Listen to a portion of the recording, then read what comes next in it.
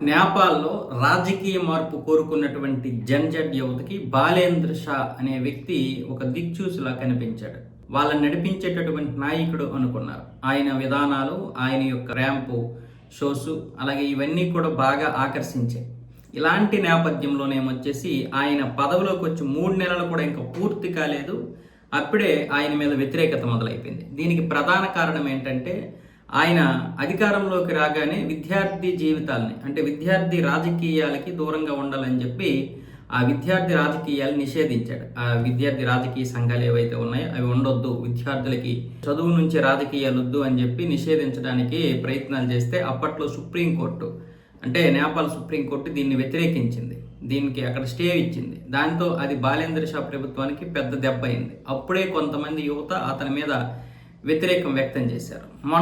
ఇప్పుడేంటంటే కాలాపాని, లిప్లేకు, అలాగే లింపియాధురా ఇలాంటి ప్రాంతాలు భారతదేశానికి చెందినటువంటి ప్రాంతాలు మనం కూడా ఆక్రమించుకున్నాము. అంటే నేపాల్ ప్రభుత్వం కూడా ఆక్రమించింది, కేవలం భారత్ మాత్రమే ఆక్రమించలేదు మన భూభాగాలని చెప్పి ఇలా మాట్లాడేసరికి ఇది దేశ సమగ్రత, అలాగే దేశ ఈ భౌగోళిక పరిస్థితుల్ని దెబ్బతీస్తాయి. కాబట్టి ఇది మన దేశానికి వ్యతిరేకంగా చేసినటువంటి ఒక వ్యాఖ్యలే కాకుండా భారతదేశానికి దగ్గరవుతున్నటువంటి పరిస్థితులు, భారతదేశం చెబుతున్నట్లుగా వింటున్నటువంటి పరిస్థితులు మనకు కనిపిస్తున్నాయి అని చెప్పి యువత ఏమొచ్చేసి ఆయన్ని దిగిపోవాలి, లేదంటే మీ మనసు మార్చుకొని క్షమాపణలు చెప్పండి, దీనికి క్షమాపణలు చెప్పకపోతే జన్జట్ యువత మళ్ళీ ఉద్యమిస్తుందని చెప్పి నేపాల్ ప్రజలు ఏమొచ్చేసి భయపెడుతున్నారు.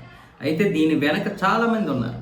భారతదేశానికి సపోర్ట్ చేస్తున్నటువంటి బాలేంద్ర షాని ఎలాగైనా సరే అరికట్టాలని చెప్పి కొన్ని శక్తులు పోరాడుతుంటాయి. భారతదేశానికి మంచిగా మాట్లాడితే ఊరుకుంటాయా? ఇప్పటికే నేపాల్ని తన అధీనంలోకి తీసుకున్నటువంటి చైనా ఏదైతే ఉందో, ఈ చైనా యొక్క కుయుక్తులు కూడా ఇందులో ఉన్నాయి.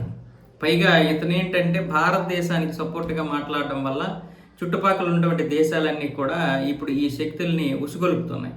సో అదే విధంగా కొన్ని శక్తులు దూరి ఈ యువతని రెచ్చగొడుతున్నారన్నమాట.